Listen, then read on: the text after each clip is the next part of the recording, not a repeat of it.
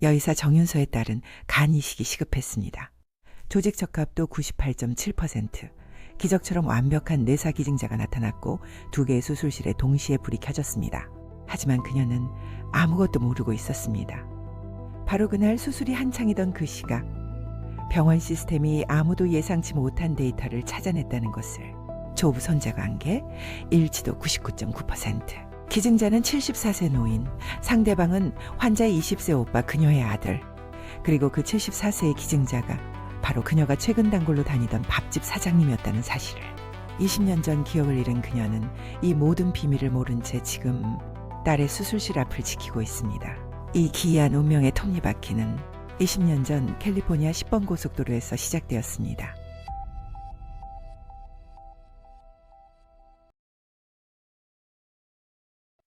2004년 3월 14일 일요일 오전, 로스앤젤레스의 맑은 하늘 아래 한 쌍의 젊은 연인이 차에 올라탔습니다. 한도윤 26살, 남가주대학교 기계공학 박사과정 학생, 정윤서 24살, 같은 대학 생물학과 학생. 두 사람은 1년 전 약혼했고 오늘은 샌프란시스코에 계신 도윤의 부모님을 처음으로 만나러 가는 날이었습니다. 도윤이 운전대를 잡으며 윤서가 떨리는지 물었습니다. 윤서는 긴장된다고, 부모님이 자신을 좋아하실지 걱정된다고 대답했습니다. 도윤은 당연히 좋아하실 거라며 부모님이 얼마나 윤서를 만나고 싶어 하시는지 모른다고 말했습니다. 윤서는 자신의 목에 걸린 빨간색 목걸이를 만졌습니다. 도윤이 직접 만들어준 것이었습니다. 도윤의 왼손 약지에는 청록색 반지가 끼워져 있었습니다. 서로 맞물리며 완벽한 태극이 되는 사랑의 증표였습니다. 1년 전 도윤이 파사데나의 작은 공방에서 사흘밤을 꼬박 세워 만든 것이었습니다. 금속 세공 전문가의 도움을 받아 정밀하게 제작했습니다. 홈과 돌기의 간격, 자성의 강도, 모든 것이 완벽하게 계산되어 있었습니다. 영원히 함께하자는 도윤의 약속, 윤서의 응답, 두 사람의 영원한 서약.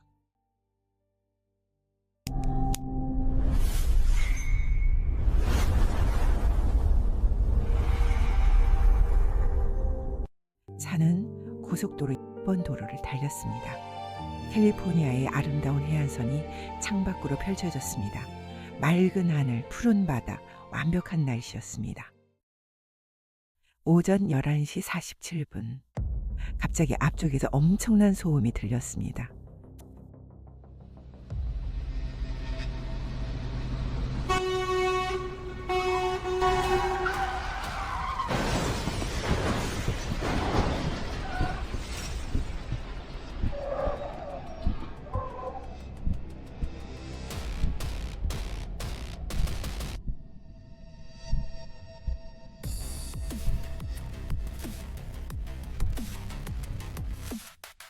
이 차선에서 세단 한 대가 미끄러지며 가드레일을 들이받았습니다. 뒤따르던 SUV가 급브레이크를 밟았습니다. 그 뒤에 차들이 연쇄적으로 충돌하기 시작했습니다. 윤서가 조심하라고 소리쳤습니다. 도윤은 핸들을 오른쪽으로 꺾었습니다. 1차선의 차들도 모두 급정거하고 있었습니다.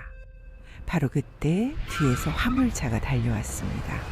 브레이크가 고장난 화물차가 도윤의 차를 들이받았습니다. 차는 앞으로 튕겨나가며 이미 멈춰선 차량들 사이로 비집고 들어갔습니다.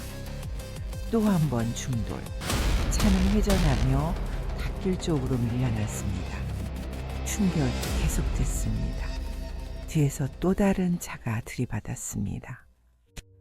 마지막 순간 윤서를 감쌌습니다. 사랑한다는 말, 윤서라는 이름, 그것이 도윤의 마지막 말이었습니다. 조수석 문이 열렸습니다. 윤서는 차 밖으로 튀어나왔습니다. 갓길 넘어 피탈로 굴러떨어졌습니다. 세상이 빙글빙글 돌았습니다. 하늘과 땅이 뒤바뀌었습니다. 그리고 어둠. 대형 추돌사고, 사람들이 다쳤다는 외침, 교환원이 모든 가용 구급차에 출동 명령을 내렸습니다. 첫 번째 구급차가 5분 만에 도착했습니다. 현장은 아수라장이었습니다. 그 혼란 속에서 비탈 아래 풀밭에 쓰러진 윤서를 발견한 사람은 지나가던 오토바이 운전자였습니다.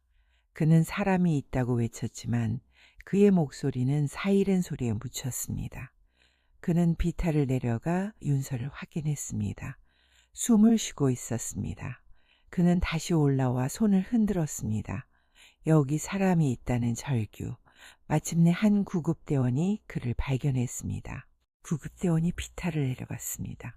윤서를 확인했습니다. 윤서는 의식이 없었지만 외상이 심하지 않았습니다. 우선순위에서 밀렸습니다. 그날 오전 로스앤젤레스 전역에서 크고 작은 사고가 연달아 터졌습니다.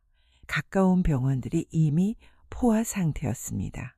세인트 존스행 구급차 출발 보고가 들렸습니다. 구급차는 윤서를 싣고 북쪽으로 향했습니다. 고속도로 위에서는 신원 확인이 진행되고 있었습니다. 충돌한 차량들을 하나씩 확인했습니다. 회색 세단, 운전자 경상, 동승자 없음.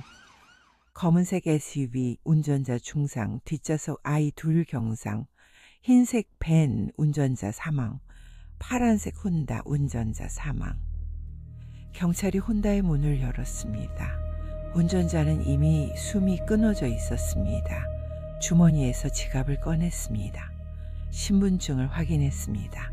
한도윤 26세, 조수석을 확인했습니다. 문이 열려 있었습니다. 안전벨트가 풀려 있었습니다.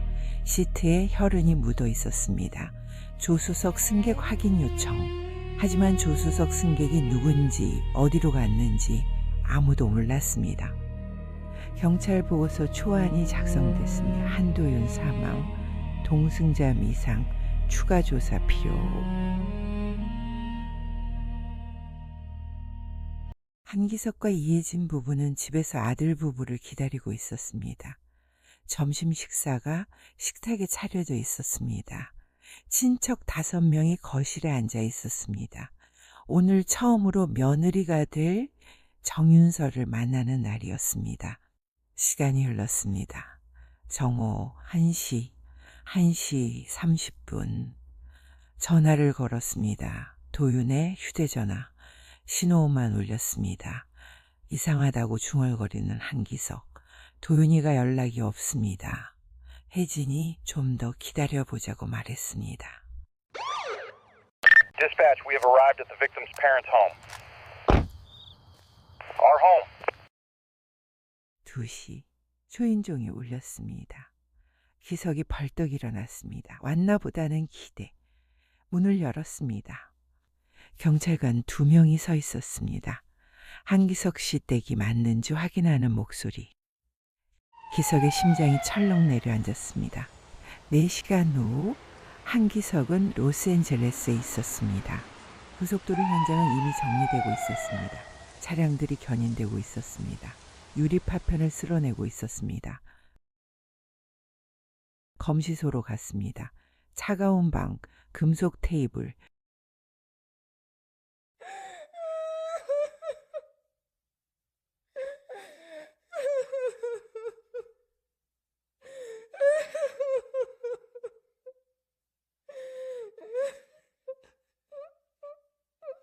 흰 천으로 덮인 시신 천을 걷어뒀습니다. 아들이었습니다. 기석의 다리가 휘청거렸습니다. 같이 타고 있던 사람은 어디 있냐고 물었습니다. 경찰관이 파일을 꺼냈습니다.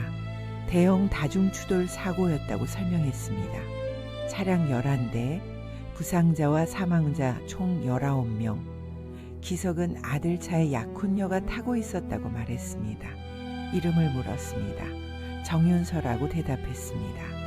경찰관이 명단을 훑었습니다. 현장에서 확인된 명단, 병원으로 이송된 명단. 손가락이 천천히 내려갔습니다. 정윤서라는 이름은 없었습니다.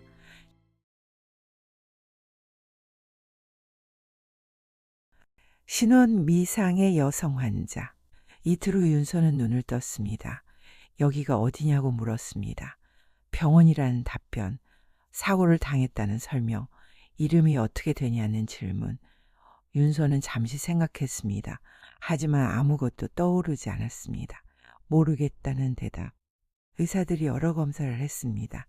진단이 내려졌습니다. 역행성 기억상실증. 사고 이전의 모든 기억을 잃은 상태. 병원 기록에 적혔습니다. 신원 미상 여성 환자. 한 달이 지났습니다. 정기검진을 하던 중 의사가 놀라운 사실을 발견했습니다. 이 환자가 임신 중이라는 거. 초음파 확인 결과 임신 약 12주, 병원 사회복지사가 투입되었습니다. 무연고 환자, 신원 미상 임신 중 매우 복잡한 케이스였습니다. 한인 커뮤니티에 알려보겠다는 결정. 석 달이 더 지났습니다. 윤서는 깨어 있었지만 기억은 돌아오지 않았습니다. 하지만 배는 점점 불러왔습니다. 임신 7개월이 되었을 때 의사들은 결정을 내렸습니다. 태아의 심박동이 약해지고 있었습니다. 제왕절개를 시행하겠다는 판단. 2004년 9월 15일 오후 2시 수술실에서 한 남자 아기가 태어났습니다.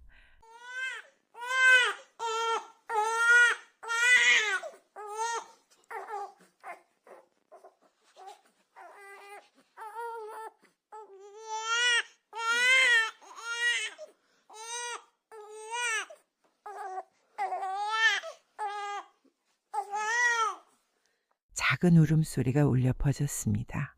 체중 2.1kg. 윤서는 아기를 보았습니다. 작은 생명, 하지만 아무 기억도 없었습니다.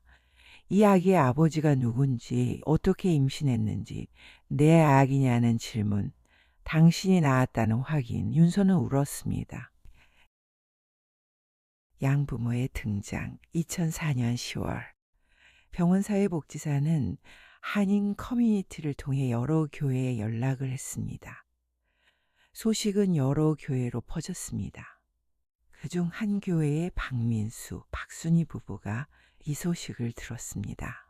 박순희가 떨리는 목소리로 혹시 우리 딸이 아니냐고 말했습니다. 박씨 부부는 10년 전에 딸을 잃었습니다.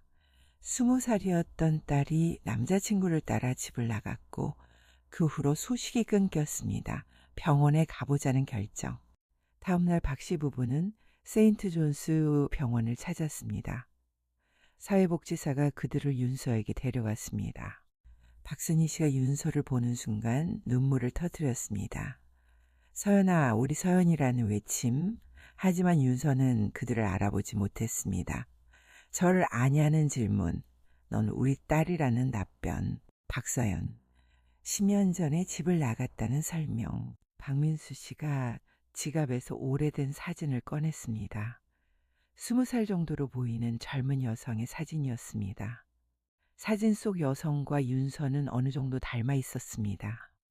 둘 다 한국인이었고 비슷한 연령대였고 긴 머리에 동그란 얼굴이었습니다. 내가 집 나가기 전에 찍은 사진이라는 설명. 윤서는 사진을 멍하니 바라보았습니다. 전야는 질문, 네가 맞다는 확인.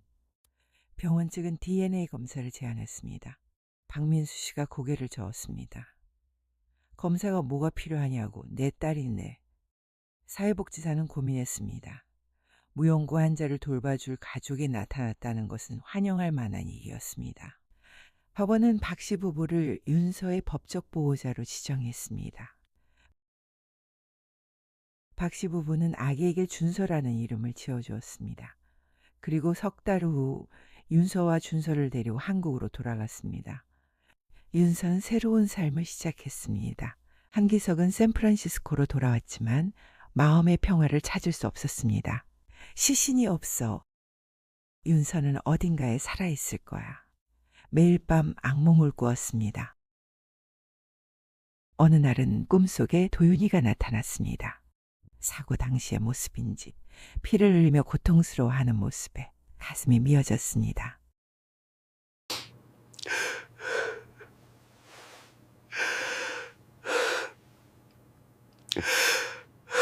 그날 내가 도윤이와 윤서를 보러 LA에 갔어야 했어. 꿈을 꾸는 기석의 감은 눈에 눈물이 맺혔습니다. 꿈속의 도윤은 이내 뭐라 말하려는 것 같았습니다. 아버지, 윤서는 혼자가 아니에요. 기석은 비명을 지르며 깨어났습니다. 온몸은 땀으로 흥건했습니다. 한기석은 결심했습니다. 윤서를 찾을 때까지 포기하지 않겠소. 모든 병원, 모든 교회, 한인 커뮤니티를 샅샅이 뒤졌습니다. 결과 찾지 못했습니다. 이름이 바뀌었을 가능성이 있습니다. 혹은 사망했을 가능성도. 이름이 바뀌었다면 그럼 찾을 수 없습니다. 어떤 이름으로 바뀌었는지 알 수 없으니까요. 한기석은 좌절했습니다. 하지만 여전히 포기하지 않았습니다. 2007년, 2008년 계속해서 수색했습니다. 한인신문에 광고를 냈습니다. 정윤서를 찾습니다. 2004년 3월 14일 교통사고. 혹시 아시는 분 연락주세요. 몇 통의 전화가 왔습니다. 하지만 모두 다른 사람이었습니다. 2009년 결정적 단서. 2009년 가을 한인교회 이 목사가 한기석을 찾아왔습니다. 기석 씨, 제가 들은 얘기가 있는데요. 무슨 얘기입니까? 다른 교회 목사님한테 들었는데요. 2004년쯤 어느 병원에 무명 한국 여성이 있었대요. 한기석의 심장이 뛰기 시작했습니다. 혼수 상태였다가 아기를 낳았다는데 한국계 부부가 자기네 딸이라고 데려갔다더군요. 그 여자가 어떻게 생겼습니까? 그건 모르겠어요. 소문으로만 들었지 직접 본 건 아니라서. 어느 병원입니까? 그것도 모르겠어요. 확실하지 않아요. 그 부부는 이름이라도? 죄송합니다. 그것까진. 단지 그 부부가 한국으로 돌아갔다는 말만 들었어요. 한기석은 온몸이 떨렸습니다. 한국으로 갔다. 확실한 건 아니에요. 그냥 소문이. 아니요, 이게 맞아요. 윤서가 한국으로 갔어요. 그날 밤 한기석은 혜진과 이야기를 나누었습니다. 한국으로 갑시다. 윤서가 한국에 있을지도 몰라요. 어떤 부부가 데려갔다잖아요. 하지만 확실하지 않잖아요. 그래도 가야 해요. 여기서 더 이상 찾을 수 없어요. 한국에 가서 찾겠소.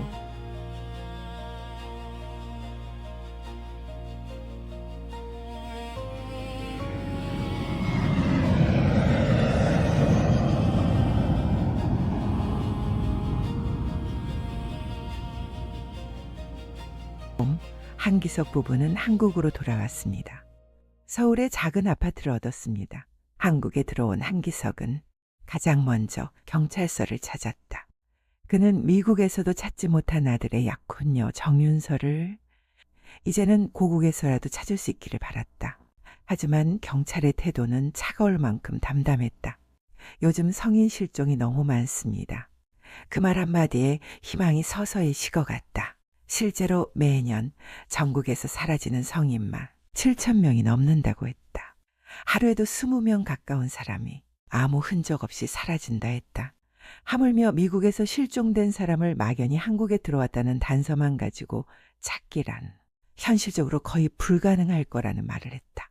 그래도 경찰은 일단 전산망에는 등록해두겠다고 했다. 혹시 신원 미상의 환자나 사망자 중 일치하는 사람이 나오면 연락을 주겠다고 했다. 그게 전부였다. 나는 그에게 고맙다고 말했다. 하지만 경찰서를 나서는 발걸음은 유난히 무거웠다. 그래, 이제는 내가 찾는다. 반드시 찾는다. 내 아들 도윤이가 사랑한 여자. 그리고 계획을 세웠습니다. 전국의 큰 병원들을 다 찾아보겠소. 어떡해요? 그리고 도윤이가 생전에 말했어요. 윤서가 생물학을 전공했지만 다시 의대를 진학해 의사가 꼭 되고 싶다고. 윤서가 의대에 가고 싶어 한다고. 분명히 의사가 됐을 거예요. 하지만 전국의 병원이 얼마나 많은데 주요 병원부터 시작하겠어. 서울에서 부산으로, 대구에서 대전으로.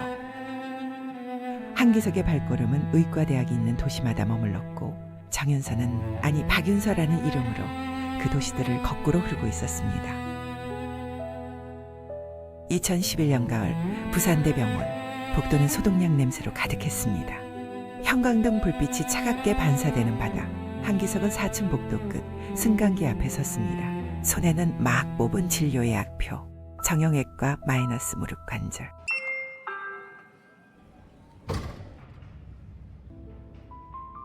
승강기가 열렸습니다. 안은 이미 가득 찼습니다.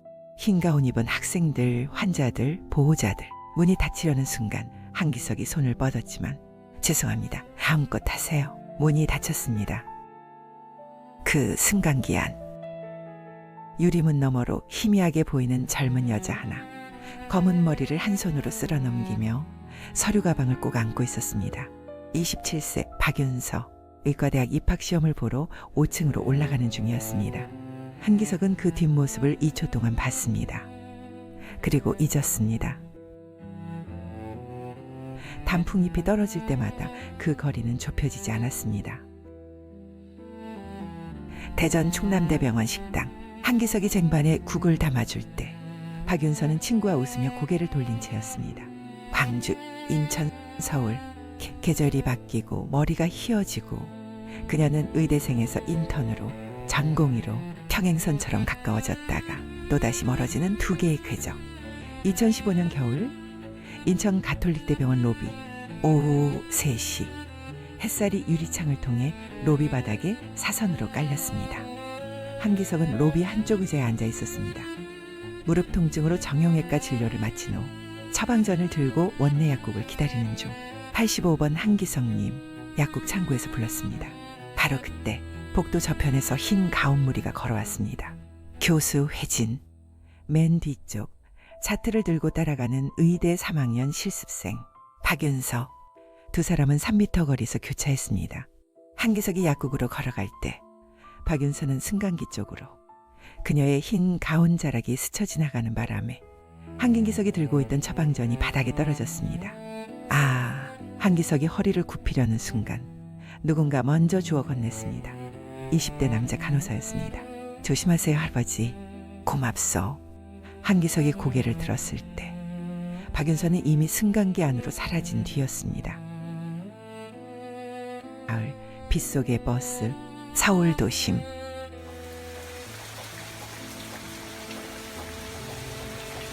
차창에 빗방울이 사선으로 흘러내렸습니다. 한기석은 버스 뒷좌석에 앉아 창밖을 보고 있었습니다. 병원 봉사를 마치고 집으로 가는 길. 무릎이 쑤셨습니다. 74세의 무릎. 버스는 신호를 기다렸습니다. 병원 정문 앞. 그때 흰 가운을 입은 여자가 병원 문을 밀고 나왔습니다. 우산도 없이 빗속에서 손을 들어 택시를 잡으려 했습니다. 한기석은 무심코 그 뒷모습을 봤습니다. 쿵! 심장이 한번 크게 뛰었습니다. 뭔가 잡아야 할 것 같은, 놓쳐서는 안 될 것 같은, 설명할 수 없는 직감. 잠깐만요.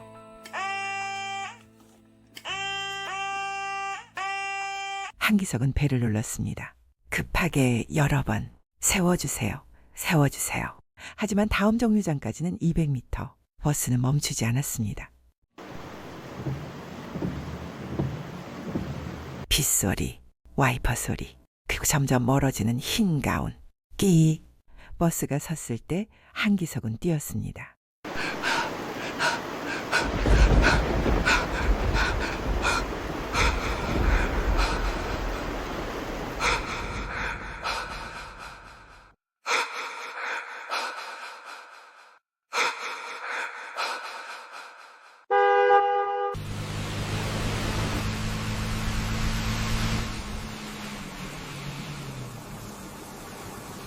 (70대) 노인이 무릎이 아파도 숨이 차도 빗속을 달렸습니다. 200m. 하지만 돌아왔을 때 그 자리에는 아무도 없었습니다. 택시 후미등만 빗속에서 멀어지고 있었습니다. 한기석은 그 자리에 멍하니 섰습니다. 빗물이 얼굴을 타고 흘러내렸습니다. 그 택시 안에는 전공의 3년차 박윤서가 있었습니다. 지친 얼굴로 창밖을 보며 내일 수술 일정을 생각하고 있었습니다. 그렇게 또 한 번 엇갈렸습니다. 2020년 코로나가 왔습니다. 한기석은 병원에 들어갈 수 없었고 박윤서는 방역복 속에 갇혔습니다. 2021년 통장 잔고는 5천만 원. 74세 한기석은 한 가지 결심을 했습니다. 그리고 같은 해 박윤서는 자신의 본래 이름을 되찾았습니다. 병원 인사팀에 새 명찰을 신청했습니다. 정윤서 소아과 과장. 10년 동안 찾던 그 이름이 이제야 명찰에 걸렸습니다. 하지만 한기석은 그 사실을 몰랐습니다. 침묵 3초. 이번에는 다른 방법을 써야겠소. 한기석이 말했습니다. 병원 앞에 식당을 하겠소. 의료진들이 밥 먹으러 와요. 매일 점심시간마다 저녁시간마다 얼굴을 볼 수 있어요. 우리 나이에 식당을요? 2년만 하겠소. 남은 돈 5천만 원 다 넣어서 2년 동안 못 찾으면 그때는 정말 포기해요. 약속하겠소. 혜진은 눈물을 닦았습니다. 알았어요. 마지막이에요. 정말 마지막. 한기석은 병원 주변의 부동산을 찾아다녔습니다. 정문 쪽에 좋은 자리가 있습니다. 보증금 5천만 원에 월세 300만 원입니다. 너무 비싸군요. 유동인구가 적어서 장사하기 어려운데 후문으로 보여주세요. 작은 자리였습니다. 10평 정도. 여기 보증금 3천만 원에 월세 150만 원입니다. 한기석은 주변을 둘러보았습니다. 병원 후문이 50m 정도 떨어진 곳에 보였습니다. 이 자리로 하겠습니다. 사장님, 솔직히 이 자리는 장사하기 좋은 자리가 아닙니다. 여기가 좋습니다. 의료진들이 지나다니는 것만으로 충분합니다. 한기석은 망설임 없이 계약서에 도장을 찍었습니다. 집으로 돌아와서 혜진과 마주 앉았습니다. 계약했소. 정말 하는 거예요? 이번이 마지막이요. 한기석은 자신의 왼손 약지를 내려다보았습니다. 청록색 반지가 끼워져 있었습니다. 반태극 문양이 새겨진 20년 가까이 단 한 번도 빼지 않은 반지였습니다. 윤서를 찾을 겁니다. 혜진 씨는 긴 한숨을 내쉬었습니다. 여보, 윤서는 죽었어요. 시신을 찾지 못했어요. 추정일 뿐이에요. 저는 윤서가 어딘가에 살아있다고 믿습니다. 한 달 후 할매 손맛이 개업했습니다. 간판을 달았고 테이블을 놓았고 주방을 꾸몄습니다. 개업 첫날 손님이 들어왔습니다. 한기석은 손님의 명찰을 확인했습니다. 김미영 마이너스 간호사. 아니었습니다. 하루에 수십 명의 손님이 왔습니다. 한기석은 한 명 한 명 얼굴을 보고 명찰을 확인했습니다. 정윤서. 하지만 그런 이름을 가진 사람은 없었습니다. 일주일이 지났습니다. 한 달이 지났습니다. 못 찾았습니다. 2023년 초 한기석은 다시 봉사활동을 신청했습니다. 일주일에 하루만 하겠습니다. 화요일 오전. 화요일마다 병원에 나갔습니다. 로비에서 환자들을 도왔습니다. 명찰을 확인했습니다. 정윤서. 1년이 지났습니다. 2024년 가을.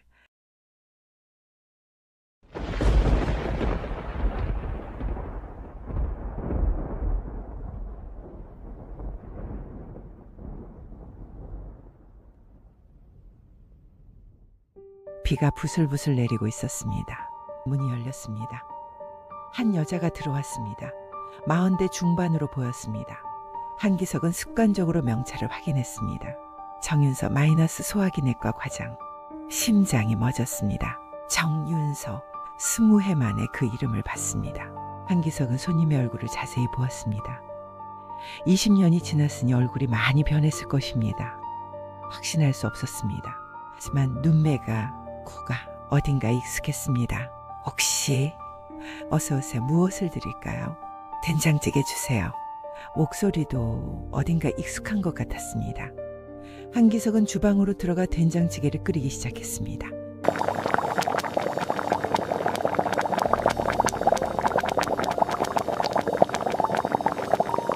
하지만 손이 떨렸습니다. 정윤서. 이름이 같아. 나이도 비슷해. 의사고. 하지만 확실하지 않아. 20년이 지났어. 어떻게 확신하지? 반지와 목걸이. 만약 이 사람이 진짜 윤서라면 빨강색 목걸이를 가지고 있을 거야. 언젠가 증명될 거야. 된장찌개를 내왔습니다. 맛있게 드세요. 감사합니다.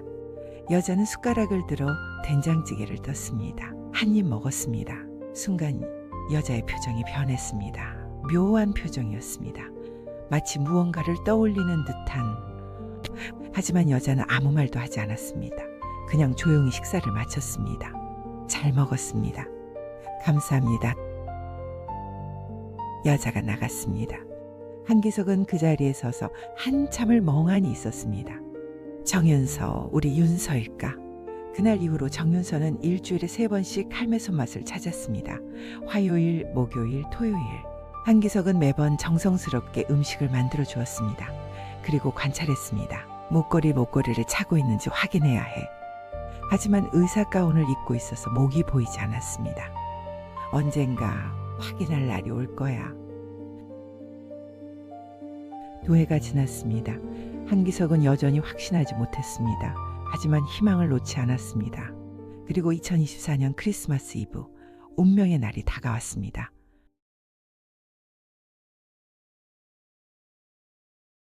제가 할매 손맛이라는 식당을 처음 발견한 것은 2024년 가을 어느 비오는 저녁이었습니다. 저는 정윤서라는 이름을 가진 44살의 의사였고 서울의 큰 종합병원에서 소화기 내과 과장으로 일하고 있었습니다.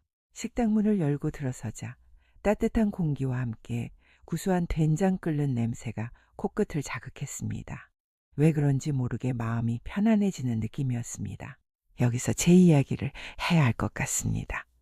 아니, 정확히 말하면 저는 최근까지 정윤서가 아니었습니다. 20년 전 제가 24이었을 때 미국 로스앤젤레스에서 큰 사고가 있었습니다. 그 사고로 제 머릿속에 있던 모든 기억이 깨끗하게 지워져 버렸습니다. 병원에서 깨어났을 때 저는 제 이름조차 몰랐고 어디서 태어났는지 부모님이 누구신지 아무것도 기억나지 않았습니다. 양부모님이 병원에 오셔서 저를 데려가 주셨습니다. 그분들은 제가 자신들의 딸 박윤서라고 말씀하셨고 저는 그것을 믿을 수밖에 없었습니다. 더 놀라운 것은 사고 후 모든 기억을 잃었는데 임신 중이었다는 사실도 모르고 있었다는 것입니다. 정기검사를 통해서 임신 사실을 알게 되었고 제왕절개로 아이를 낳았습니다. 건강한 남자아이였고 양부모님은 그 아이에게 준서라는 이름을 지어주셨습니다. 하지만 저는 그 아이의 아버지가 누구인지 전혀 알지 못했습니다. 제 기억 속에는 아무것도 없었기 때문입니다. 한국으로 돌아온 저는 양부모님의 도움으로 대학을 다시 다녔습니다. 박윤서라는 이름으로 입학했고 박윤서로 의과대학에 진학했고 박윤서로 의사가 되었습니다. 그 과정에서 강우라는 좋은 남자를 만나 결혼을 했습니다. 강우 씨는 의료재단 이사장이자 외과의사 출신이었고 제게 아들 준서가 있다는 것을 알면서도 기꺼이 받아들여 주셨습니다. 준서를 법적으로 입양하여 자신의 아들로 삼았고 우리는 함께 딸 아름이를 낳아 네 식구가 되었습니다. 결혼 후 제 이름은 강윤서가 되었습니다. 겉으로 보기에 저는 행복한 사람이었습니다. 좋은 병원에서 일했고 좋은 남편이 있었고 아이들도 건강했습니다. 하지만 제 마음 한구석에는 늘 구멍이 뚫려 있는 것 같았습니다. 무언가를 잃어버렸다는 느낌이 늘 저를 따라다녔습니다. 그리고 목걸이가 있었습니다. 제 목에 걸려있는 목걸이인데 사고 당시에도 제가 차고 있었다고 합니다. 은색 체인에 빨강색 금속 조각이 매달려 있었는데 반태극 모양이었습니다. 안쪽 곡선을 따라 작은 홈들이 음각으로 규칙적으로 파여 있었습니다. 저는 20년 동안 단 한 번도 그것을 목에서 떼어낸 적이 없었습니다. 왜 그랬는지 모르겠습니다. 그냥 떼면 안 될 것 같았습니다. 2010년 양부모님의 고백. 2020년 여름 양어머니 박순희 씨가 심장마비로 쓰러지셨습니다. 응급실로 실려갔지만 의식을 회복하지 못했습니다. 마지막 날 양어머니가 잠깐 눈을 뜨셨습니다. 윤서야, 내 어머니, 엄마가 할 말이 있어. 양어머니의 눈에서 눈물이 흘렀습니다. 미안해, 우리가 거짓말했어. 네, 우린 네 친부모가 아니야.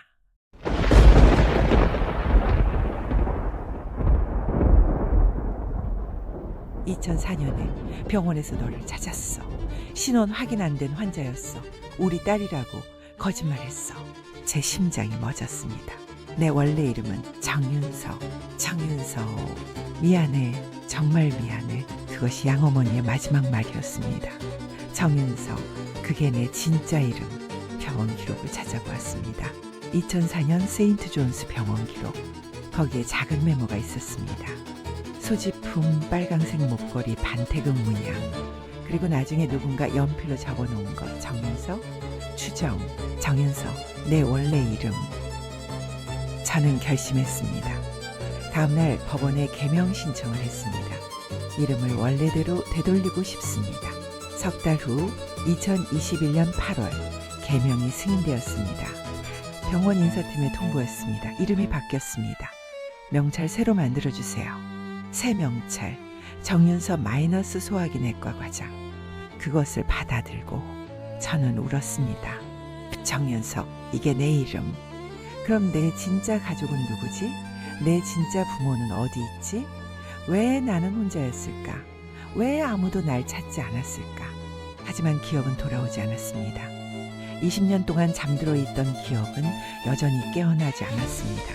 그래서 저는 그냥 살았습니다. 정윤서로.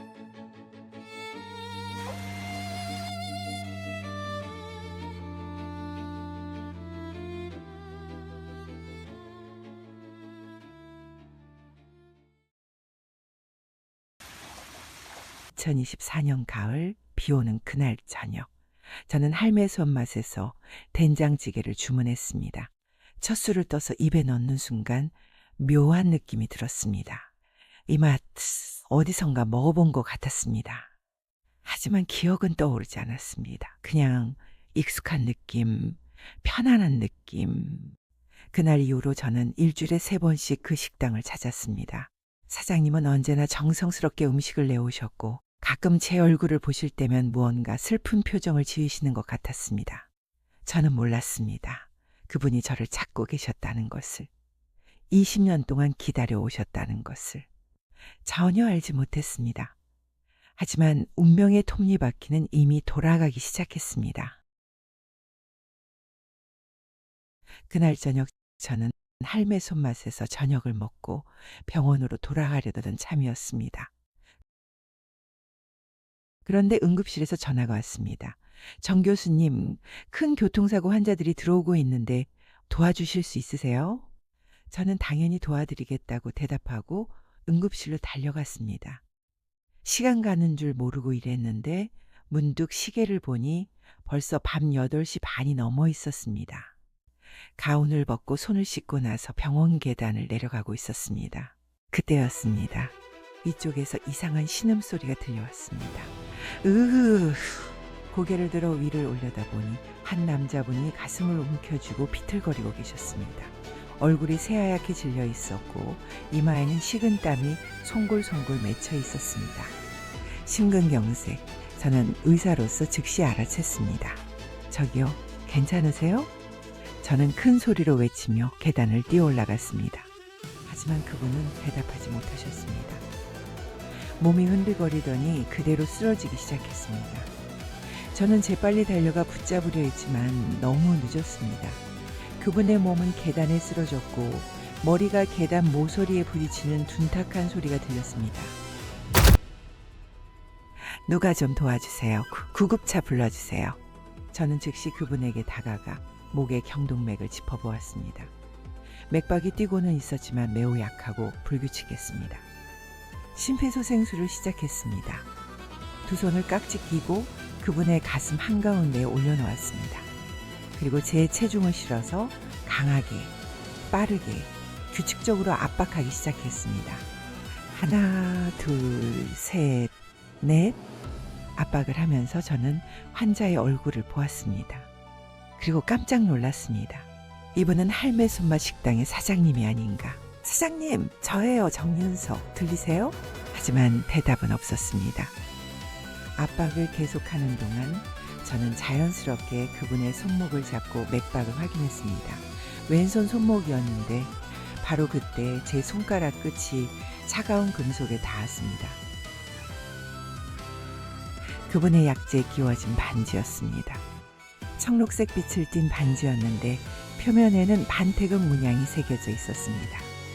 제 손가락이 그 반지의 표면을 스치는 순간 묘한 느낌이 들었습니다. 이 촉감을 어디선가 느껴본 것 같았습니다. 반지의 안쪽 곡선 부분에는 아주 작은 돌기들이 규칙적으로 배열되어 있었는데 제 손끝이 그 돌기들을 따라 움직이는 것을 느낄 수 있었습니다. 그리고 이상한 일이 벌어졌습니다. 제 목에 걸고 있던 목걸이가 갑자기 뜨거워지기 시작한 것입니다. 20년 동안 단 한 번도 목에서 떼어낸 적이 없는 목걸이가 마치 불덩이처럼 뜨거워졌습니다. 하지만 그때는 환자를 살리는 것이 더 급했기 때문에 저는 그 이상한 느낌을 무시하고 계속해서 가슴 압박을 이어갔습니다.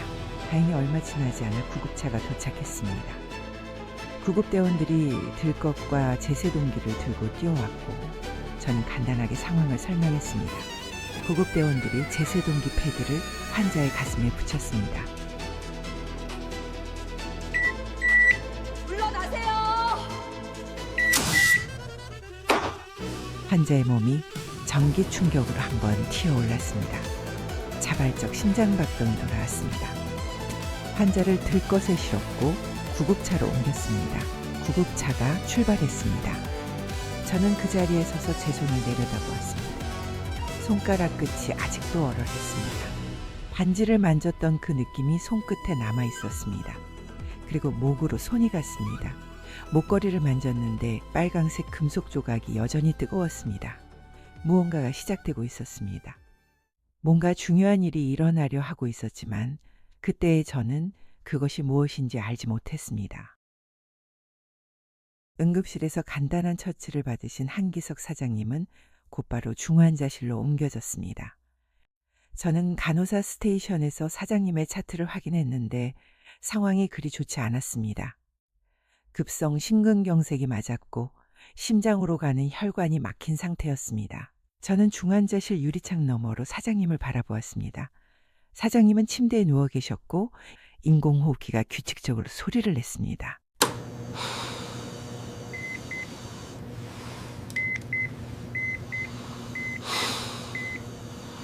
그 소리를 듣는 순간 이상한 일이 벌어졌습니다. 제 머릿속에 갑자기 무언가가 스쳐 지나갔습니다.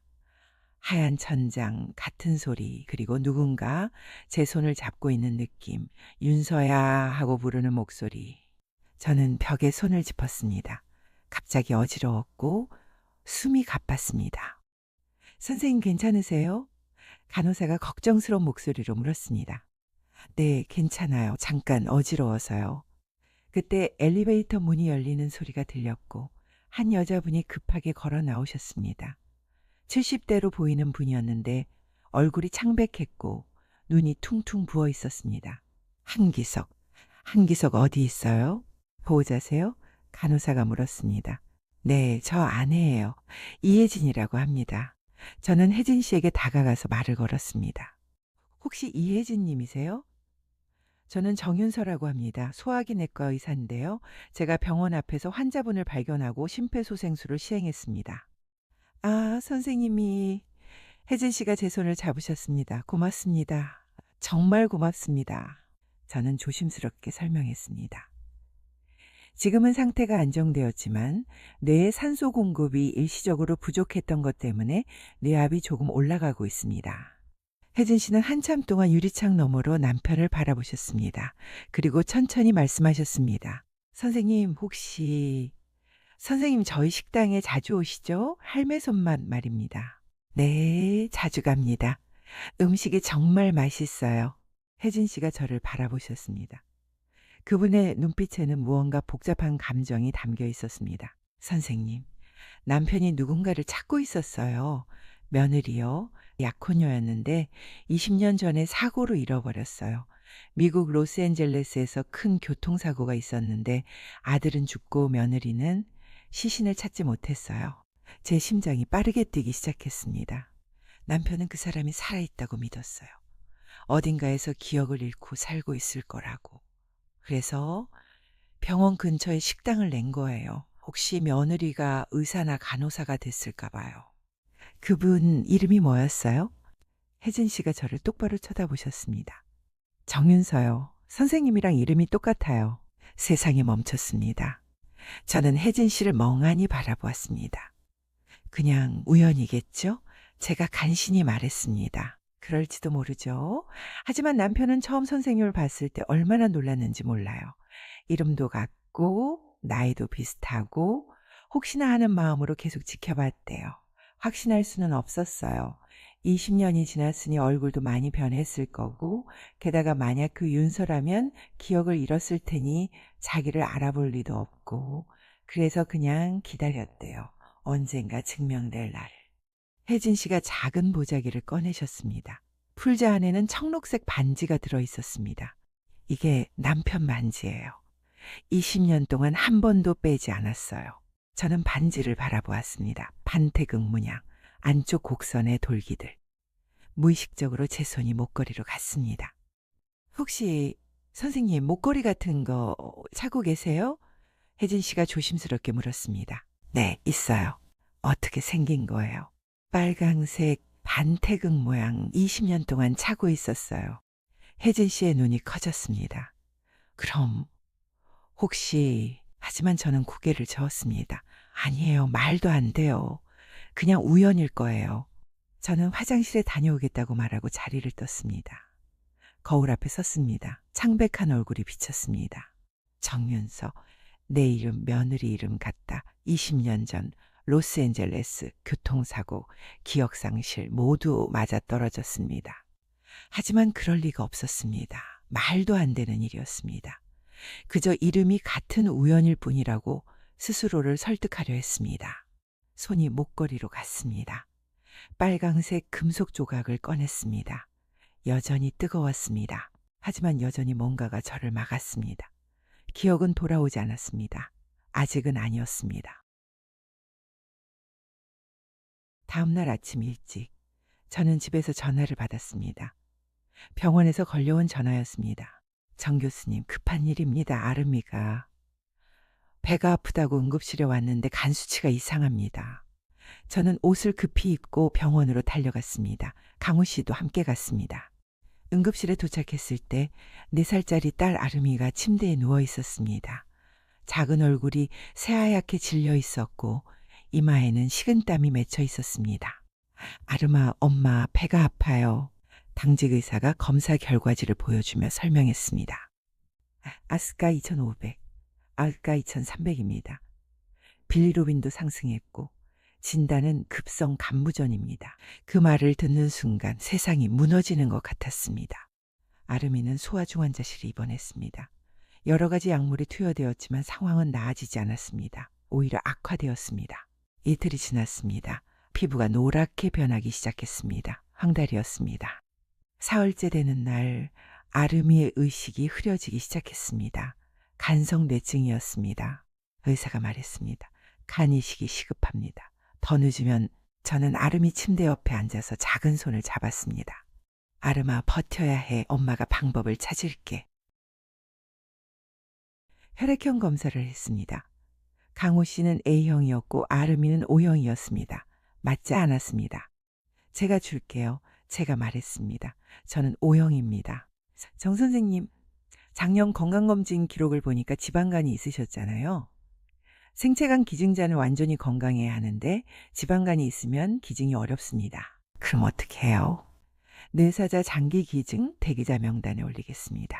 언제쯤 가능할까요? 그건 알 수 없습니다. 그때 문이 열리고 준서가 들어왔습니다.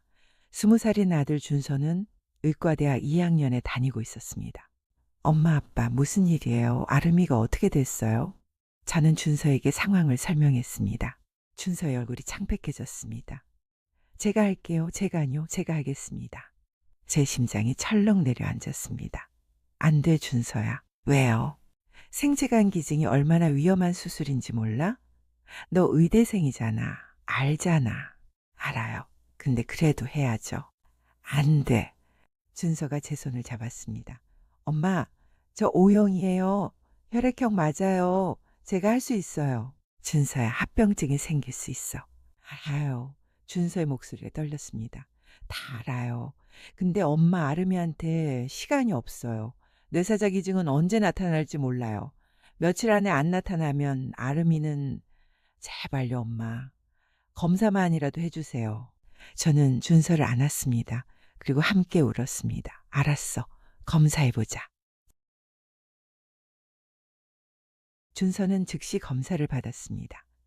혈액검사, CT검사, 간 용적 측정, 혈관 구조 분석 모든 검사를 했습니다. 그리고 이 과정에서 중요한 일이 일어났습니다. 준서의 혈액 샘플이 병원 데이터베이스에 입력되었던 것입니다. 유전자 정보를 포함해서 말입니다. 1시간 후 결과가 나왔습니다. 이식외과 교수님이 영상 자료를 보고 계셨습니다. 저와 강호 씨 그리고 준서가 함께 교수님 앞에 섰습니다. 준서 군의 간은 전체적으로 건강합니다. 문제는 크기입니다. 왼쪽 여배 용적이 550ml 정도 나왔는데요. 성인 생체 기증의 최소 기준이 600ml입니다. 그리고 간동맥에 변이가 있습니다. 타입 3 변이라고 하는 건데 이런 경우 수술 중에 출혈 위험이 높습니다. 종합적으로 판단하면 준서 군은 생체 기증자로 부적합합니다. 준서가 벽을 쳤습니다. 안 돼, 안 돼요. 저는 준서를 안았습니다. 준서야, 네 잘못이 아니야. 준서는 바닥에 주저앉아 울었습니다. 하지만 우리는 몰랐습니다. 비록 준서가 생체 기증자로는 부적합 판정을 받았지만 준서의 유전 정보는 이미 병원 시스템에 저장되어 있었다는 것을, 그리고 그 정보가 곧 모든 것을 바꿀 것이라는 것을. 그날 저녁 혜진 씨가 중환자실 앞 벤치에 앉아 계셨습니다. 얼굴이 더욱 수척해 보였고 눈은 더욱 퉁퉁 부어 있었습니다. 어머님, 선생님, 환자분 상태가 어떠세요? 혜진 씨가 천천히 말씀하셨습니다. 의사 판정 받았어요. 오늘 오후에.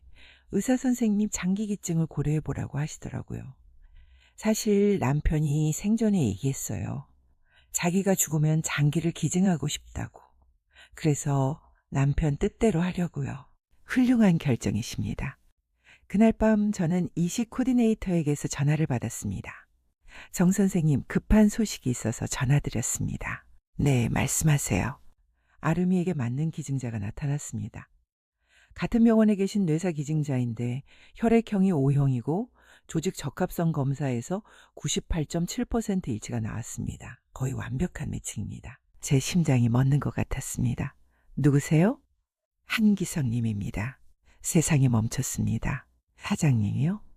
네, 보호자분이 기증 동의를 하셨고 모든 검사가 완료되었습니다. 내일 오전 9시에 수술 들어가겠습니다. 전화를 끊고 나서 저는 한참 동안 멍하니 서 있었습니다. 한기석 사장님, 제게 늘 맛있는 된장찌개를 끓여주시던 그분, 혹시 저를 며느리로 생각하며 20년 동안 찾아 헤매셨던 그분이 이제 제 딸을 살리게 되었습니다. 우연일까요? 아니면 운명일까요? 수술의 아침. 수술 당일 아침이 밝았습니다. 2024년 12월 27일 오전 8시. 저는 남편 강호 씨와 함께 병원 수술실 앞 대기실에 앉아 있었습니다. 혜진 어머님도 함께 오셨습니다. 수술실이 준비되어 있었습니다. 아수술실에서는 한기석 아버님의 간을 적출하는 수술이 진행될 것이고 B수술실에서는 그 간을 아름이에게 이식하는 수술이 진행될 예정이었습니다. 준서도 함께 왔습니다. 엄마, 저 참관 들어가도 돼요? 비록 의식은 없으시지만 마지막으로 인사드리고 싶어요. 아름이를 살려주시는 분이니까요. 가서 인사드려. 준서는 수술복으로 갈아입고 들어갔습니다. 우리는 대기실에서 기다렸습니다. 수술실은 차가웠습니다. 중앙에는 커다란 수술대가 있었고 그 위에 한기석 할아버지가 누워 계셨습니다. 타임아웃 하겠습니다. 집도의가 말했습니다. 환자 한기석 74세 남성, 뇌사 장기 기증자입니다. 오늘간 적출 후 신장과 각막도 적출 예정입니다. 수혜자는 강아름, 4세 여아입니다. 그럼 수술을 시작하겠습니다. 집도의가 메스를 들었습니다. 쓱- 한 줄의 선이 그어졌습니다. 붉은 선이었습니다. 피부를 절개하고 지방층을 지나고 근육층을 지나고 복막을 열었습니다. 복강안이 보였습니다. 간 노출합니다. 간이 보였습니다. 붉은 갈색의 큰 장기였습니다. 건강한 간이었습니다. 간동맥 클램핑, 찰칵, 간문맥 클램핑, 찰칵, 간정맥 클램핑, 찰칵. 이제 간으로 가는 혈액이 모두 차단되었습니다. 간 적출합니다. 의사가 조심스럽게 간을 들어 올렸습니다. 천천히, 아주 천천히 간이 복강에서 나왔습니다. 간 적출 완료. 시간 기록합니다. 오전 10시 23분. 간호사가 차가운 보존액이 담긴 통을 가져왔습니다. 의사가 간을 그 통 안에 조심스럽게 넣었습니다. 철복, 이식팀에 전달하겠습니다. 간호사가 통을 들고 수술실 밖으로 나갔습니다. 복도를 지나 비수술실로 향했습니다. 준서는 할아버지를 바라보았습니다. 할아버지의 복부는 이제 비어 있었습니다. 하지만 심장은 아직 뛰고 있었습니다. 모니터에서 규칙적인 신호음이 들렸습니다.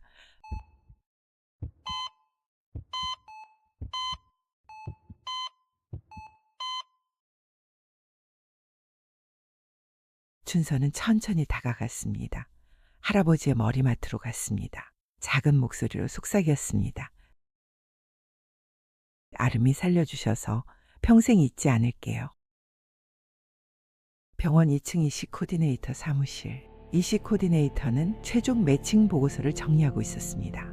그때 컴퓨터 화면 한 구석에 작은 경고 표시가 떴습니다. 코디네이터가 그것을 클릭했습니다. 유전 정보 교차 검증 경고.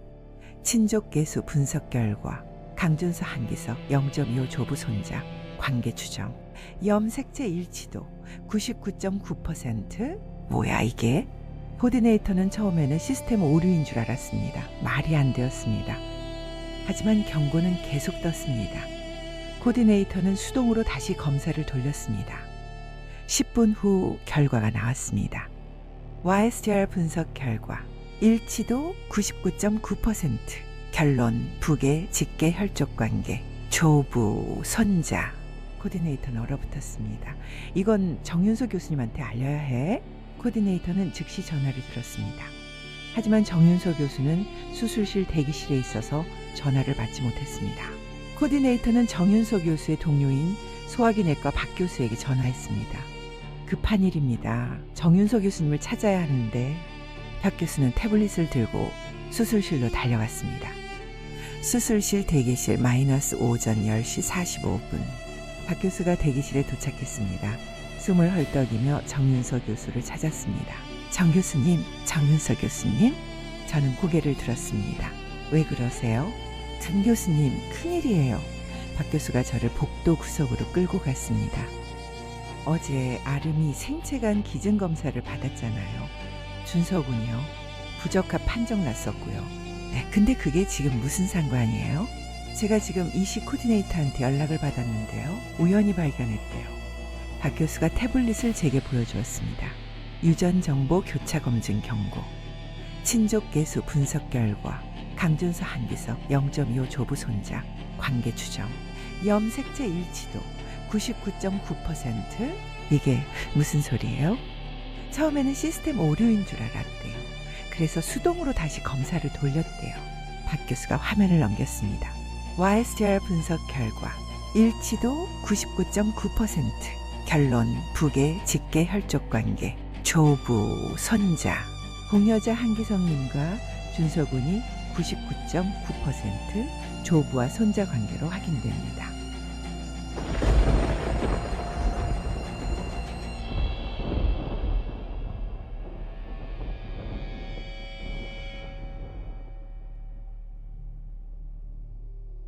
그 순간 세상이 멈췄습니다. 제 귀에 웅웅거리는 소리만 들렸습니다. 조부 손자 한기석 준서 99.9%. 그럼 준서가 한기석의 손자. 그럼 준서는 한도윤의 아들. 그럼 나는. 머릿속에서 퍼즐이 맞춰지기 시작했습니다. 한기석 할아버지, 한준서 아들. 준서가 도윤의 아들. 내가 낳은, 내 뱃속에서 나온. 그럼 나는 정윤서, 진짜 정윤서, 한기석이 찾던 며느리 임신했었어. 그리고 기억을 잃었어. 그리고 그 순간 머리가 터지는 것 같았습니다. 아니, 정확히 말하면 머릿속에 갇혀있던 무언가가 폭발하는 것 같았습니다. 20년 동안 단단하게 봉인되어 있던 문이 단번에 부서지면서 그 안에 갇혀있던 모든 기억들이 홍수처럼 쏟아져 나왔습니다.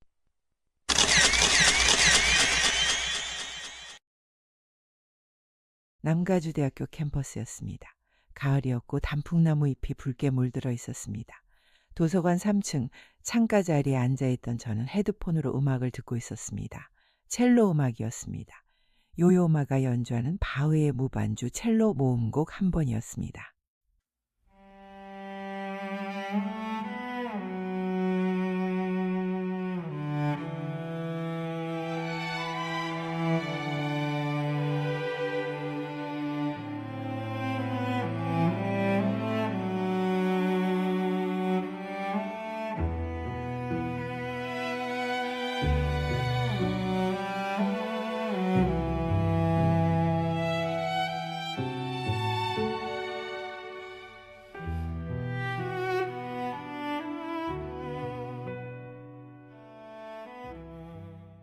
그때 옆자리에 누군가 앉았습니다. 남자였습니다. 첼로 좋아하세요? 그것이 시작이었습니다. 기억이 빠르게 지나갔습니다. 카페에서의 데이트, 그리피스 천문대에서 망원경으로 토성을 본 밤, 공방에서 반지를 만들던 도윤 오빠, 청혼, 산타모니카 부두, 딸깍 소리와 함께 맞물리던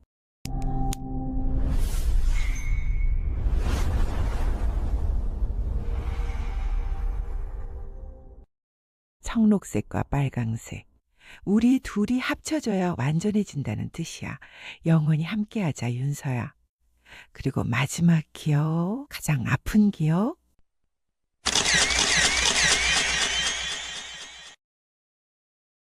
샌프란시스코로 가는 길, 도윤 오빠가 운전을 하고 있었고 저는 조수석에 앉아 있었습니다. 2004년 3월 14일 일요일 아침이었습니다. 떨려? 도윤 오빠가 물었습니다. 응, 엄청 떨려. 부모님이 날 좋아하실까? 당연하지. 엄마 아빠가 얼마나 널 만나고 싶어 하시는데.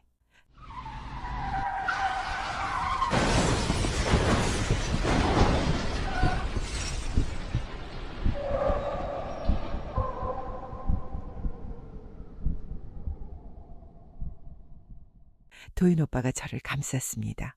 사랑해 윤서야. 유리창이 깨졌습니다. 제 몸이 날아갔습니다. 땅에 부딪혔습니다. 그리고 어둠.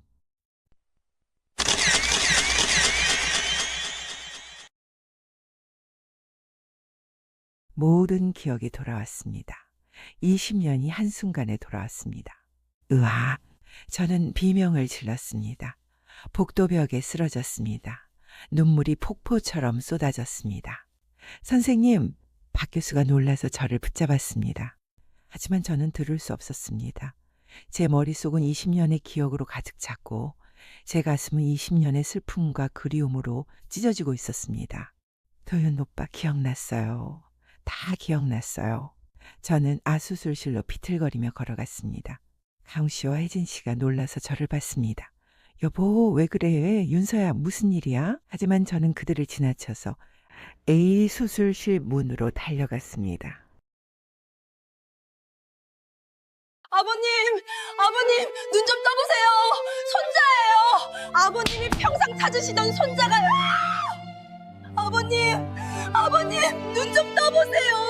아버님이 평생 찾으시던 제가 여기 있어요. 제발. 도윤 오빠 아들 준서예요. 아버님 손자라고요. 제가 나왔어요.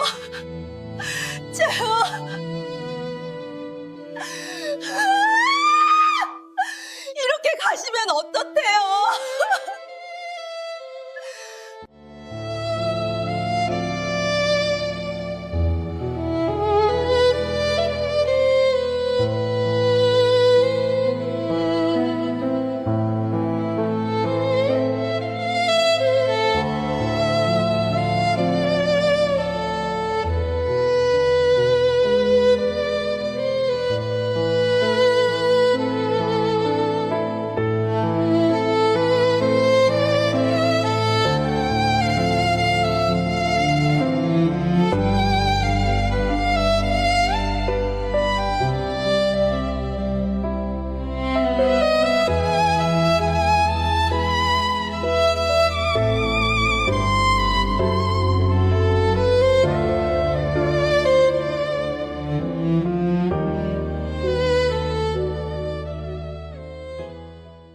저는 그 자리에 완전히 무너졌습니다.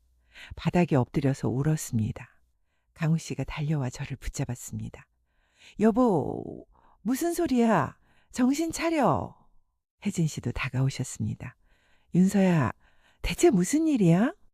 박 교수가 태블릿을 보여드렸습니다. 강준서 한기석, 조부 손자 관계. 혜진 씨의 얼굴이 창백해졌습니다. 손에 쥐고 있던 컵이 떨어져 깨졌습니다. 손자가 있었어. 혜진 씨가 그 자리에 주저앉으셨습니다.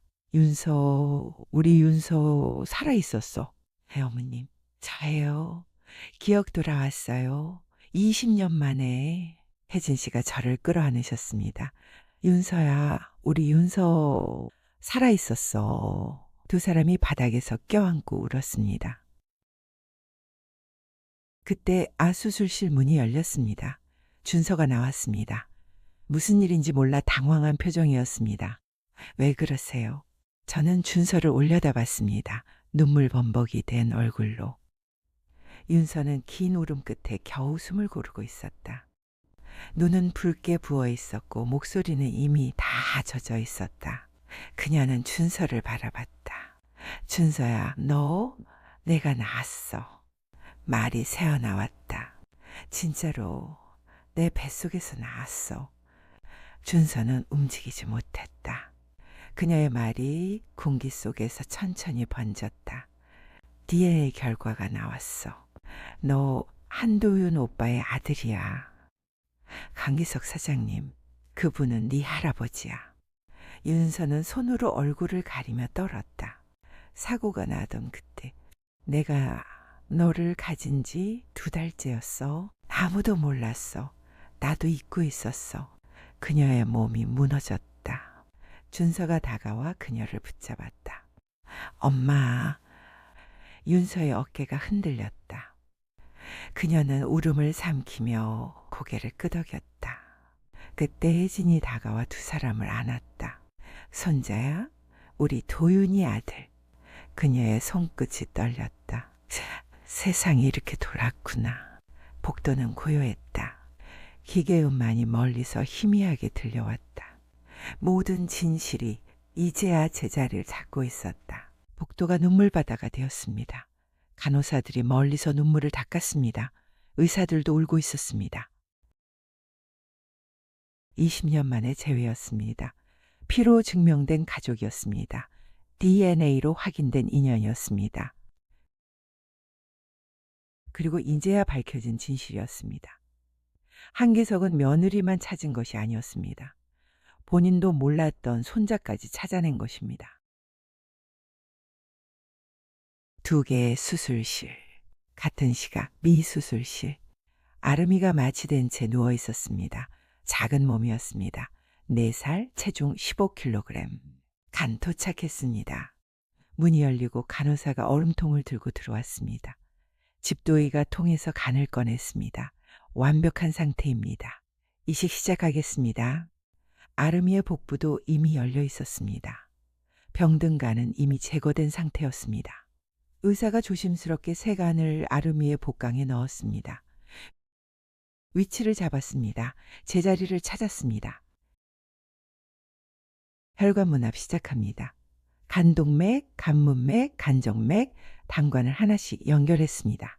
모든 문합 완료. 클램프 풀겠습니다. 찰칵. 간동맥 집게가 풀렸습니다. 순간 피가 새 간으로 흘러들어갔습니다. 간의 색깔이 변하기 시작했습니다. 회색빛을 띠던 간이 점점 붉은색으로 변했습니다. 생명이 돌아오는 순간이었습니다. 관료 확인됩니다. 찰칵. 간문맥 집게도 풀렸습니다. 찰칵. 간정맥 집게도 풀렸습니다. 간이 완전히 붉은색으로 변했습니다. 그리고 표면에서 작은 물방울이 맺히기 시작했습니다. 담즙 생산 확인됩니다. 이식 성공입니다. 수술실 안에 안도의 한숨이 흘렀습니다. 할아버지의 간이 아름이의 몸에서 다시 살아났습니다. 복도에서 엄마의 절규가 들려왔다. 준서는 놀라서 달려갔다. 엄마의 어깨를 붙잡고 진정시키려 했지만 엄마는 흐느끼며 말을 이어갔다.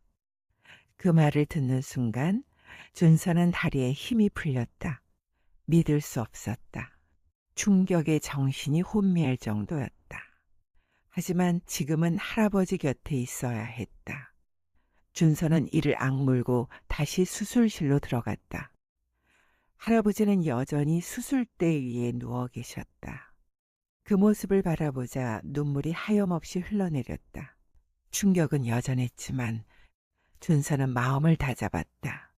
할아버지의 숭고한 희생에 가슴이 미어져 왔다. 감사함과 죄책감, 그리고 설명할 수 없는 연민에 가슴을 세차게 두드렸다. 눈물이 왈칵 쏟아졌다. 한참을 쏟아내고 나니 두 눈에 다시 누워 계신 친할아버지 한기성님이 보였다. 이럴 때가 아니다. 마지막 인사라도 드려야 한다고 생각이 들었다. 대답 없는 마지막 인사를. 할아버지는 여전히 수술대에 누워 계셨습니다. 간이 적출된 후였습니다. 의료진은 이제 신장을 적출하는 중이었습니다. 모니터의 심박수가 천천히 떨어지고 있었습니다. 70, 65, 60. 준서는 할아버지의 머리맡으로 다가갔습니다. 할아버지의 손을 잡았습니다. 아직 따뜻했습니다. 방금 밖에서 큰일이 있었어요. 엄마가 제가 할아버지 손자라고 했어요. DNA가 나왔대요. 90.9%래요.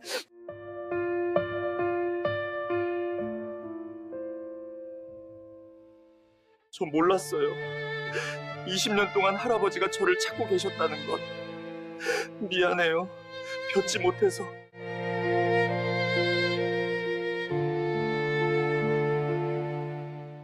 감사해요. 아름이 살려주셔서. 그리고 저를 찾아주셔서. 평생 기억할게요, 할아버지를.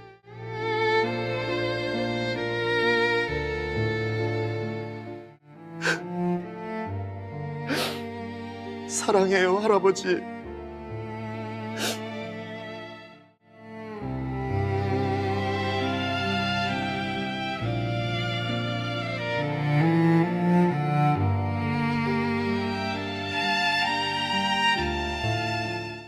이렇듯 안타깝게도 20년 전 사고로 아들 한도윤을 보내고 살아남았지만 실물 한번 못 보고 기억상실증에 걸린 불쌍한 내 아들 도유인의 약혼녀 예비 며느리 정윤서, 그리고 존재 자체도 몰랐던 자신의 손자 한준서, 이들마저도 끝끝내 가족이라는 걸 확인하지 못하고 가는 길마저 자신의 간을 아낌없이 내어주며 가족을 살리고는 쓸쓸히 홀로 떠나는 가여운 기석의 마지막 길을, 늦게나마 알게 된 친할아버지의 마지막 길을 손자 안준서가 눈물로 배웅하였습니다.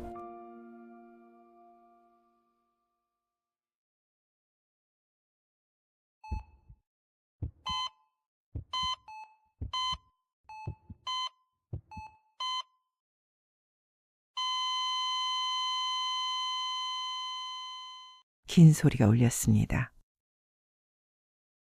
심정지 확인. 사망시간 기록합니다. 오전 11시 47분 준서는 고개를 숙였습니다. 묵념했습니다. 비수술실 문이 열렸습니다. 집도이가 마스크를 벗으며 나왔습니다. 보호자분들, 저와 강우 씨가 동시에 대답했습니다. 네. 수술 성공했습니다. 간이 완벽하게 자리 잡았습니다. 혈류도 좋고 담즙 생산도 확인됐고 거부 반응 징후도 전혀 없습니다. 아름이가 잘 회복할 겁니다. 저는 그 자리에 주저앉았습니다. 다리 힘이 풀렸습니다. 감사합니다. 정말 감사합니다. 수술실 문도 열렸습니다. 준서가 나왔습니다. 얼굴이 창백했고 눈이 빨갛게 부어 있었습니다. 순서야, 할아버지 돌아가셨어요. 방금. 우리는 복도에서 한참 동안 껴안고 있었습니다. 조용한 상담실로 갔습니다. 혜진 어머님, 강우 씨, 준서, 그리고 저 네 사람이 앉았습니다. 혜진 어머님이 먼저 말씀하셨습니다. 윤서야, 정말 내가 우리 며느리야? 저는 고개를 끄덕였습니다. 네 어머님, 기억났어요. 다 돌아왔어요. 저는 간결하게 설명했습니다. 사고 때 저는 차 밖으로 튕겨났어요. 다른 병원으로 실려갔고 신원 확인이 안 됐어요. 혼수 상태였고 임신 중이었어요. 2달. 아무도 몰랐어요. 양부모가 나타나서 자기네 딸이라고 했어요. 저는 기억이 없으니 믿을 수밖에 없었고요. 한국에 와서 새로 살았어요. 강호 씨 만나 결혼하고 아름이 낳고 20년 동안 기억이 없었어요. 오늘 준서와 아버님의 DNA가 일치한다는 걸 알았을 때 그 순간 모든 게 폭발적으로 돌아왔어요. 혜진 어머님의 눈에서 눈물이 쏟아졌습니다. 임신 2달. 우리가 몰랐어. 도윤이도 몰랐고 아무도 몰랐어. 도윤이는 마지막 순간에 저를 감싸 안았어요. 자기 몸으로 저를 보호했어요. 혜진 어머님이 흐느끼기 시작했습니다. 우리 아들, 우리 착한 아들. 준서가 물었습니다. 그럼 저는 정말... 혜진 어머님이 준서를 봤습니다. 너는 도윤이 아들이야. 내 친손자고. 할아버지가 20년 동안 너희를 찾으셨어. 준서가 울었습니다. 할아버지 뵙지 못했어요. 살아계실 때. 할아버지가 너를 살렸어. DNA로 증명하셨어. 그리고 아름이도 살리셨어. 강우 씨가 조용히 말했습니다. 준서야, 넌 여전히 내 아들이야. 알지? 20년 동안 내가 키웠어. 법적으로도 마음으로도 내 아들이야. 네, 알아요. 사랑해요, 아빠. 나도 사랑해, 아들. 우리는 상담실에서 한참을 더 이야기했습니다. 혜진 어머님이 병원에 작은 보자기를 들고 오셨습니다. 윤서야, 이것 좀 봐. 보자기를 풀자 안에는 청록색 반지가 들어있었습니다. 한기석 아버님의 반지였습니다. 저는 제 목에서 목걸이를 꺼냈습니다. 은색 체인에 매달린 빨강색 반태극 금속이었습니다. 이제 다시 맞춰볼까요? 준서가 말했습니다. 저는 빨강색 목걸이 금속을 체인에서 분리했습니다. 그리고 테이블 위에 놓았습니다. 혜진 어머님이 청록색 반지를 그 옆에 놓으셨습니다. 2 조각이 테이블 위에 나란히 놓였습니다. 그리고 이상한 일이 일어났습니다. 2 금속이 저절로 움직이기 시작했습니다.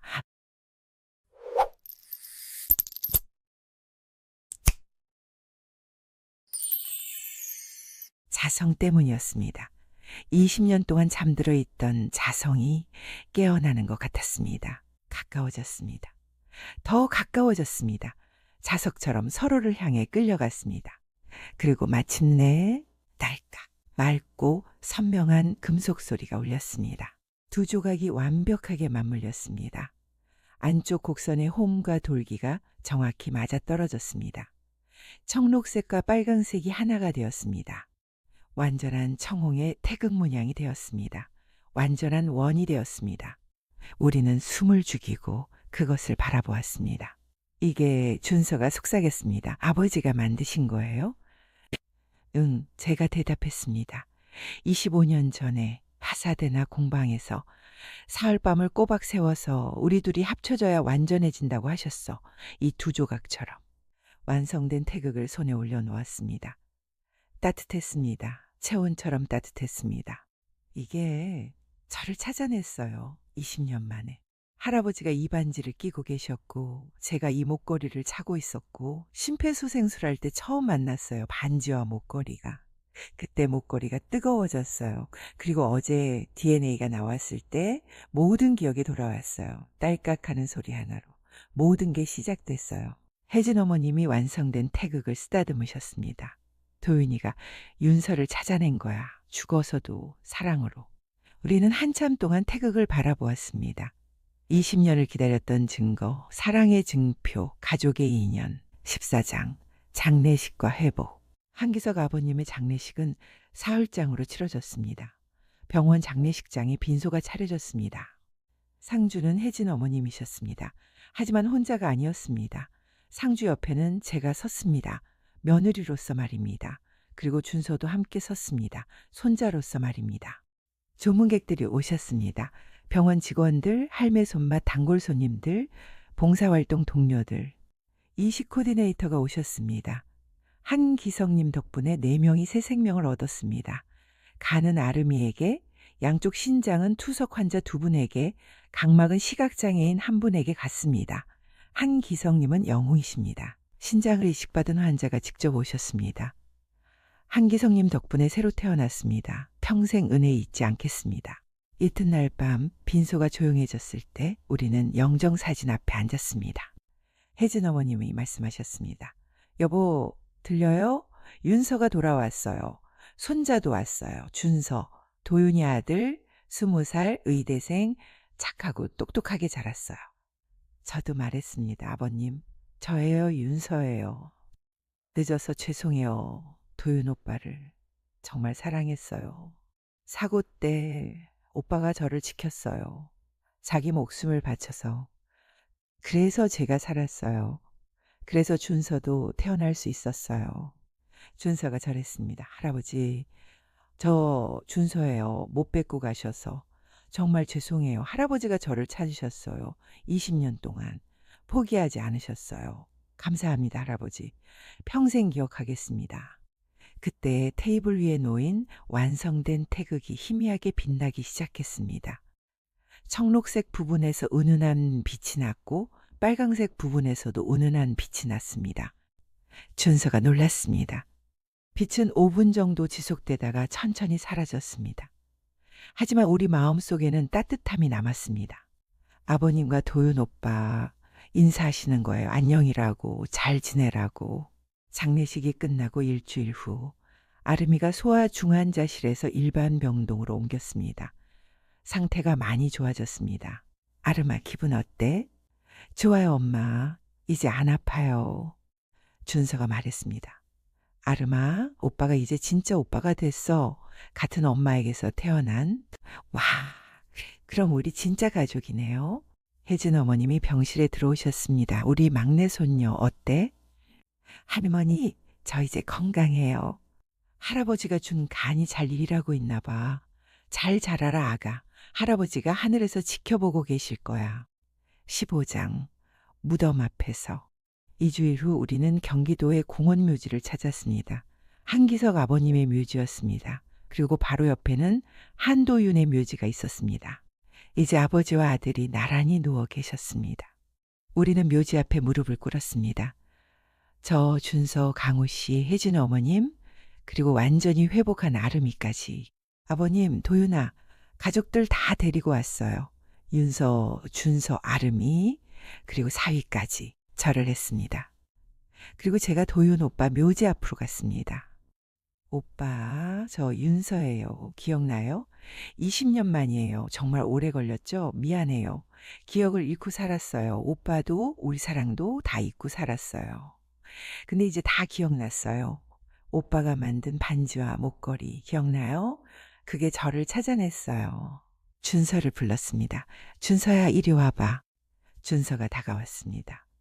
무릎을 꿇고 아버지 묘지 앞에 앉았습니다. 오빠, 우리 아들이에요. 준서. 사고 날 때 제가 임신 중이었어요. 2달. 몰랐었죠. 혼수 상태에서 낳았어요. 그리고 이렇게 컸어요. 20살. 의대생. 준서가 절을 했습니다. 아버지, 저 준서예요. 아들 준서. 처음 뵙겠습니다. 못 뵙고 자라서 죄송해요. 근데 잘 자랐어요. 의사가 될 거예요. 아버지처럼 사람들을 돕는 사람이 되고 싶어요.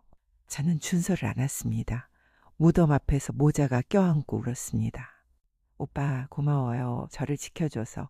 목숨 바쳐서 저를 살려줘서. 덕분에 저 행복하게 살았어요.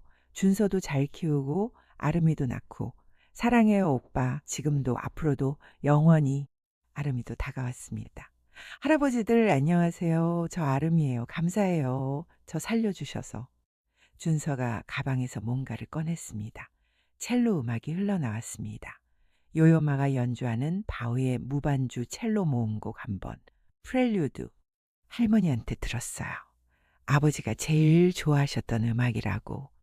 우리는 음악을 들으며 조용히 서 있었습니다. 첼로의 깊고 따뜻한 소리가 공원 묘지에 울려 퍼졌습니다. 음악이 끝났을 때 우리는 마지막 절을 했습니다. 안녕히 계세요, 아버님, 오빠. 16장 새로운 시작. 한 달 후 우리는 가족 모임을 가졌습니다. 혜진 어머님, 강우 씨, 저, 준서, 아름이 5 식구가 모였습니다. 오늘은 특별한 날이에요. 아름이가 완전히 회복했어요. 그리고 준서가 호적을 정리했어요. 준서가 설명했습니다. 저는 원래 강준서였어요. 근데 이제 본래 성으로 돌아갔어요. 한씨요, 한준서. 제 친아버지 성이에요. 그리고 혜진 할머니 호적에도 올라갔어. 공식적으로 손자가 됐어. 혜진 어머님이 눈물을 닦으셨습니다. 호적의 손자 이름이 20년 만에. 강우 씨가 말했습니다. 근데 준서야, 난 여전히 내 아빠야. 알지? 당연하죠, 아빠. 저한테는 두 아버지가 있는 거예요. 하늘에 계신 친아버지, 그리고 여기 계신 아빠. 식사 후 준서가 액자를 꺼냈습니다. 한기석 아버님과 한도윤 오빠가 함께 찍은 사진. 할머니가 주셨어요. 엄마한테 드리라고. 저는 사진을 봤습니다. 도윤 오빠, 젊은 모습 웃고 있었습니다. 오빠, 눈물이 떨어졌습니다. 제가 닮았어요. 응, 많이 닮았어. 특히 웃을 때. 준서가 웃었습니다. 도윤 오빠와 똑같은 미소였습니다. 그날 밤 저는 침실에서 액자를 책상 위에 놓았습니다. 그리고 완성된 태극도 옆에 놓았습니다. 오빠 보고 있죠? 우리 잘 살고 있어요. 창밖에서 바람이 불었습니다. 마치 대답하는 것처럼.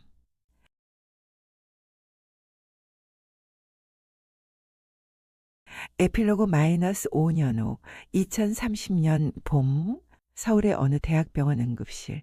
젊은 의사 한 명이 바쁘게 움직이고 있었습니다. 25세 레지던트 3년차 한준서. 한준서 선생님, 3번 베드 환자 혈압 떨어지고 있어요. 네, 지금 갑니다. 2년 전에 의과대학을 졸업한 준서는 응급의학과를 선택했습니다. 사람들을 직접 살리는 일을 하고 싶었기 때문이었습니다. 시프트가 끝나고 준서는 로커에서 작은 상자를 꺼냈습니다. 완성된 태극이 들어있었습니다. 청록색과 빨강색이 딸깍 소리와 함께 맞물린 그것. 준서는 매일 이것을 가지고 다녔습니다. 할아버지와 아버지를 기억하기 위해서였습니다. 병원 로비에서 아름이가 기다리고 있었습니다. 이제 9살이 된 아름이는 건강한 소녀로 자랐습니다. 간 이식 흔적은 배에 남아 있었지만 간 기능은 완벽했습니다. 오빠, 아름아 기다렸어? 빨리 가자. 준서와 아름이는 차를 타고 공원 묘지로 향했습니다. 오늘은 한기석 할아버지의 육죽이었습니다. 공원 묘지에 도착했을 때 엄마와 아빠와 할머니가 이미 와 계셨습니다. 묘지 앞에는 꽃이 놓여 있었고 과일과 음식이 차려져 있었습니다. 왔니 준서야, 아름아. 엄마가 반갑게 맞아주셨습니다. 저는 이제 50세가 되었지만 여전히 병원에서 일하고 있었습니다. 과장에서 부장으로 승진했고 후배 의사들을 가르치는 일도 하고 있었습니다. 우리는 묘지 앞에 무릎을 꿇었습니다. 아버님, 도윤아, 오늘은 아버님 육죽입니다. 혜진 어머님이 말씀하셨습니다.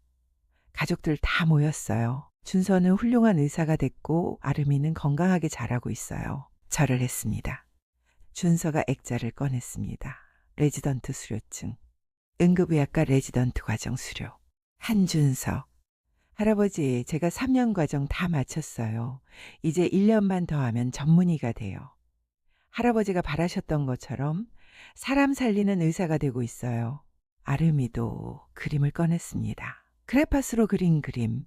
하늘에서 할아버지가 웃고 있고 아래에서 가족들이 손을 흔들고 있는 그림. 할아버지 보이세요? 우리 다 행복해요. 저도 편지를 꺼냈습니다. 오빠 이거 드리고 싶었어요. 편지를 펼쳐서 읽기 시작했습니다. 사랑하는 도윤 오빠에게. 6년이 지났어요. 오빠를 다시 기억한 지 6년. 오빠가 보고 싶어요. 정말 많이 보고 싶어요. 근데 동시에 행복해요. 오빠가 지켜준 생명을 소중하게 살고 있거든요. 준서가 의사가 됐어요. 오빠 닮아서 똑똑해요. 환자들한테 친절하고 열심히 일해요. 아름이는 건강하게 자라고 있어요. 매일 할아버지한테 감사하다고 해요. 오빠, 오빠가 만든 반지와 목걸이 기억나죠? 그게 저를 찾아냈어요. 오빠의 사랑이 저를 구했어요. 평생 오빠를 잊지 않을게요. 준서한테도 자주 아버지 얘기해줄게요. 사랑해요, 오빠. 26년 전에도 지금도 앞으로도 당신의 윤서가. 편지를 다 읽고 나서 저는 그것을 태웠습니다. 종이가 타면서 연기가 하늘로 올라갔습니다. 우리는 한참 동안 묘지 앞에 앉아 있었습니다. 바람이 불었습니다. 따뜻한 봄바람이었습니다. 나무에서 꽃잎이 날려서 우리 주변을 감쌌습니다. 분홍색 벚꽃 꽃잎들이었습니다. 밤아 꽃비다.